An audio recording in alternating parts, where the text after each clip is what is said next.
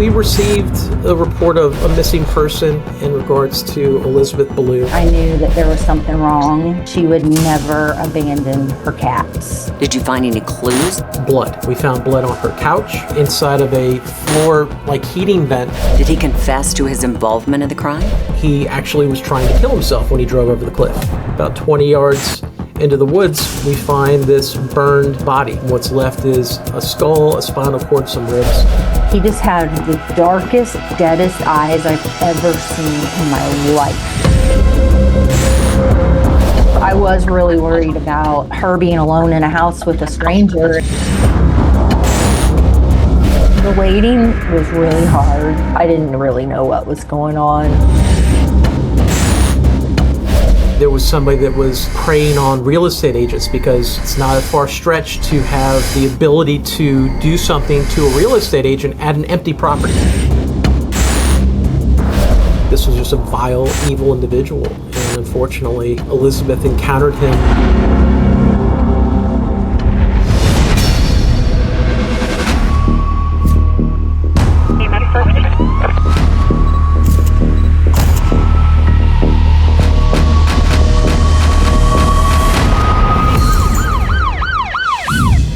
Hi, I'm Nancy O'Dell.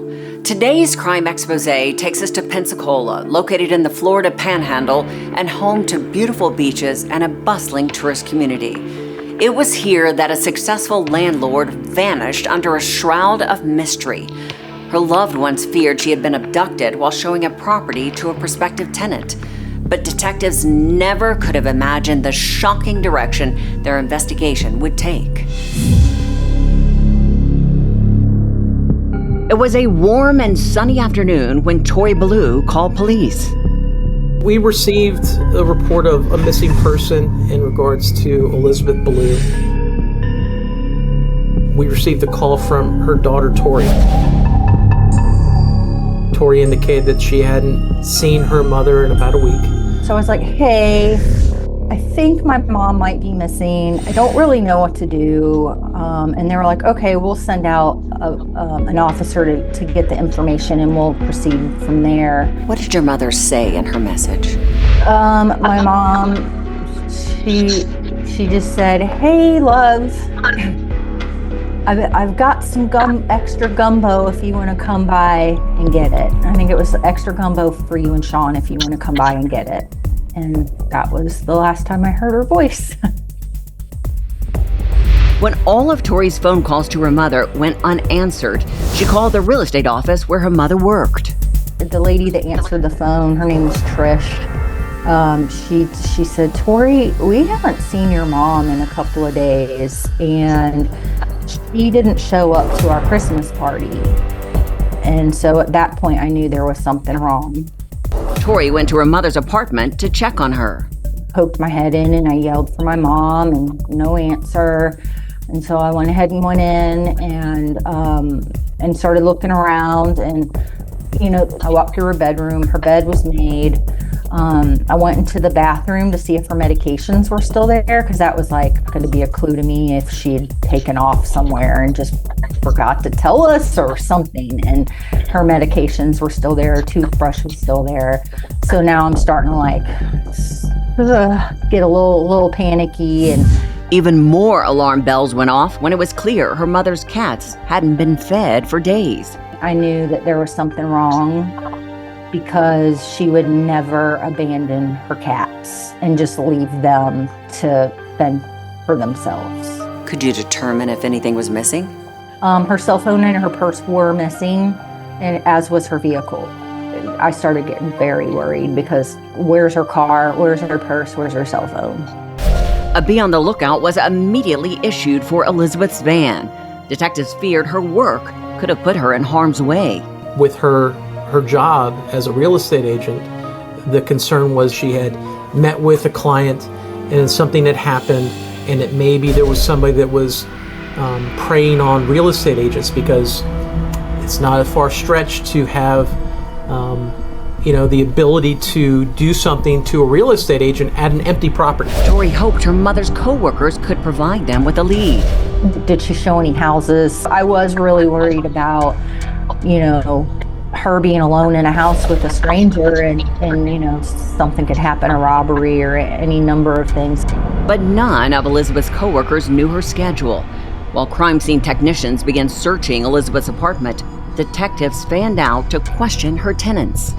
The home that she lived in was like an old colonial type 3-story home. The ground floor was the portion of the home that she lived in. So she lived on the entirety of floor number 1. And then above her were the apartments that she had converted for other tenants. But with no sign of Elizabeth, all her family could do was pray for her safe return. Every time the phone rang, I hoped it was like, we found her, she's fine, she's in the hospital, she has amnesia. I mean, anything, like that would have been just awesome. Elizabeth Boliew had vanished into thin air, and no one could understand who would have wanted to harm the spirited and generous 58-year-old. How would you describe your mom's personality?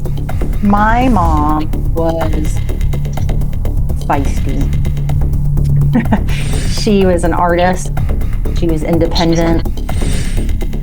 She always made sure that me and my brother were taken care of. We were always welcome in her house. She shared. If she had anything to share, she would share it. Even if she didn't have something to share, she would try. When she wasn't spending time with her 2 grown children, she was busy managing her tenants and her job as a real estate agent.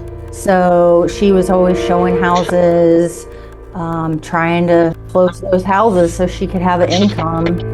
She had 4 properties that she also rented out to local tenants. As the hours ticked by, Elizabeth's family began to fear the worst. I was absolutely alarmed, 100%, a 10 out of 10.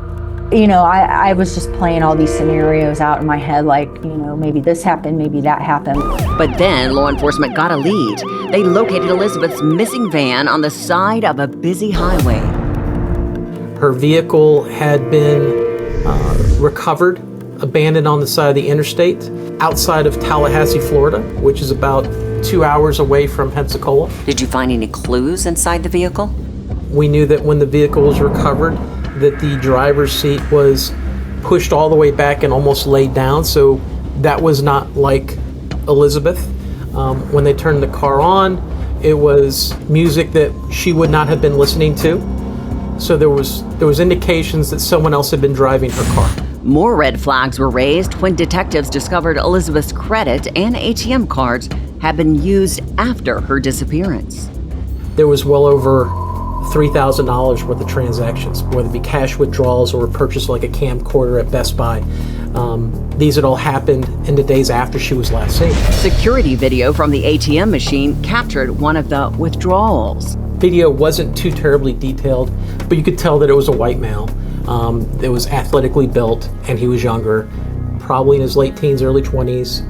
The guy in the video is wearing like a ball cap, so you can't really see a lot of facial features. And detectives found more surveillance footage of the same young man using her credit card. And so you see this individual walk into this convenience store, select some items, go up to the counter, and pay. A photo of the suspect was quickly distributed to the media. It was then the forensics team searching her apartment revealed the ominous clues they had discovered. And what we found in the apartment was blood. We found blood on her couch in her living room. We found blood inside of a floor like heating vent where we could see blood dropping into the vent. And there was more. And then using luminol, our crime scene investigators were able to find cleaned up drag marks of blood going from the living room out the back door. Their missing person report had just turned into a homicide. We knew that this was going to be a crime scene, that there had been an effort to clean up the crime scene. A terrifying picture was slowly coming into focus. Elizabeth had been viciously attacked and robbed inside her apartment. I believe that he forced her to give him the PIN number and then murdered her after he had that. So now he's living it up off of Elizabeth's money. Police believed they were on the hunt for a ruthless killer and quickly tracked Elizabeth's cell phone to a nearby mall. And we found that it was last used near Cordova Mall, and we found that The phone was actually recovered by some groundskeepers at the local mall and was being held in their security office. So now we had her phone. Detectives combed through her cell records. Going through it, we found numerous phone calls to a particular number in the days after she was last seen. Who did the number belong to? Then it belonged to an individual by the name of Ted Hughes. But the 20-year-old looked nothing like the man in the surveillance videos. Detectives called Ted Hughes, and he claimed he had nothing to do with Elizabeth Bollew's disappearance. He indicated that he didn't know who she was. He agreed to come to the station for an interview, but he never showed up. Moments later, a call came in. I was contacted by some of our officers who indicated that, hey, the guy that was supposed to come in and talk to you about this missing person, he actually got into a car crash. And what they explained was he had driven over the cliff at Bluffs Park, and they had found him in the bay not far from where his car was crashed, and he was injured and he had been taken to the hospital. Detectives investigating Elizabeth Bollew's disappearance had developed a promising lead and were waiting to speak with 20-year-old Ted Hughes about his involvement in the crime. Here's this guy who didn't show and drives his car over a cliff in a single car accident. So that was very unusual, and he's now in the hospital. While investigators waited, they expanded their efforts. That same day, though, we had gone out to Elizabeth's house and started canvassing the home that she lived in and talking to the neighbors. And through that canvassing, one of her tenants had pulled up to the house. When detectives got a close look at the tenant, they were stunned. He matched the basic physical characteristics of a person that we had on video in town using Elizabeth's credit card. His name was Michael Tremere, and he told police he had a good working relationship with his landlady. When we're talking with him, he explains that she was a really nice lady, never had any conflicts, never had any complaints. But when detectives dug deeper, they were convinced they were finally on the right track. We determined that Elizabeth was actually in the process of evicting him. He did not have money. He was behind on his rent. He had been a problematic tenant with noise complaints and drug use in the apartment that Elizabeth was aware of, and she was evicting him. In fact, she had gone to the courthouse that day to finalize the eviction paperwork. Detectives brought the 21-year-old to the station and asked him to take a polygraph, which showed signs of deception. Police say Tremere then tried to sell them a story he had clearly made up. A couple hours in, he explains that he was also a victim and that he knows who killed Elizabeth because two black males had apprehended him and made him participate in the cover-up of her murder. But detectives weren't buying it, and hours later, he began to get closer to the truth. What did he tell you about the moment of Elizabeth's death? He explains that on the day of her disappearance, she came up to complain about the noise and was going to evict him, and he became very upset over this revelation, so he follows her back downstairs to her apartment, confronts her at the door. She tries to shove him out the door, and he responds by punching her in the face, which kills her. So his story is that he punched her one time in the face, and she fell down and died in her apartment. Detectives knew he was downplaying the violence involved in the attack. The amount of blood that was cleaned up did not match up with a single punch causing the death. He said afterwards he had called a friend to help him dispose of Elizabeth's body. He used Elizabeth's phone to call his friend Ted. Now, when he says the name Ted, I immediately know who he's talking about, and now that explains what had happened with Ted driving over the cliff and all that stuff that had happened the day before. Immediately my ears shot up that, oh my God, this is the connection between him and Ted. Michael said Ted agreed to help.